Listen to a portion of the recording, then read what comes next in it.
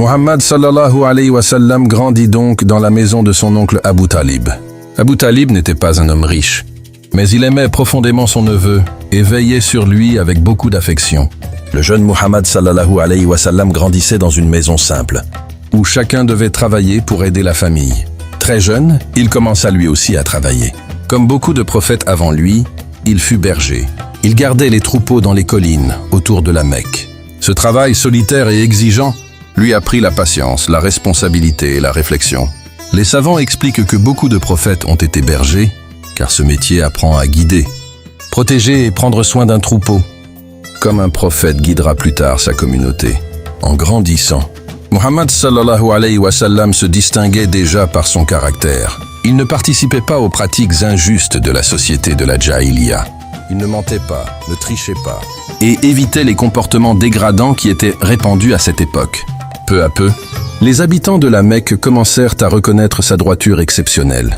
Ils lui donnèrent alors un surnom, Al-Amin, ce qui signifie le digne de confiance. Les gens lui confiaient leurs biens, leurs richesses et leurs affaires, car ils savaient qu'il était incapable de trahir une confiance. Puis, vers l'âge de 12 ans, une nouvelle étape importante se présenta.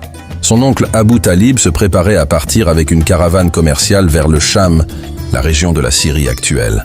Le jeune Muhammad sallallahu alayhi wa sallam voulut accompagner son oncle. Abu Talib accepta finalement de l'emmener avec lui. C'est ainsi que Muhammad sallallahu alayhi wa sallam quitta pour la première fois la Mecque pour un long voyage. Durant ce voyage, un événement marquant eut lieu. Un moine chrétien appelé Bahira, qui vivait près de la route des caravanes, remarqua quelque chose de particulier chez ce jeune garçon. Il invita la caravane à partager un repas, puis observa attentivement Muhammad sallallahu alayhi wa sallam. Selon les récits de la Sira, il reconnut certains signes annonçant un futur prophète. Il conseilla alors à Abu Talib de protéger son neveu et de le ramener à la Mecque, par crainte que certaines personnes mal intentionnées ne lui fassent du mal. Abu Talib prit ces paroles très au sérieux et ramena Muhammad sallallahu alayhi wa sallam à la Mecque. Ainsi, dès son enfance, certains signes laissaient déjà entrevoir que cet enfant orphelin était destiné à une mission immense. Mais les années suivantes allaient encore révéler la noblesse de son caractère.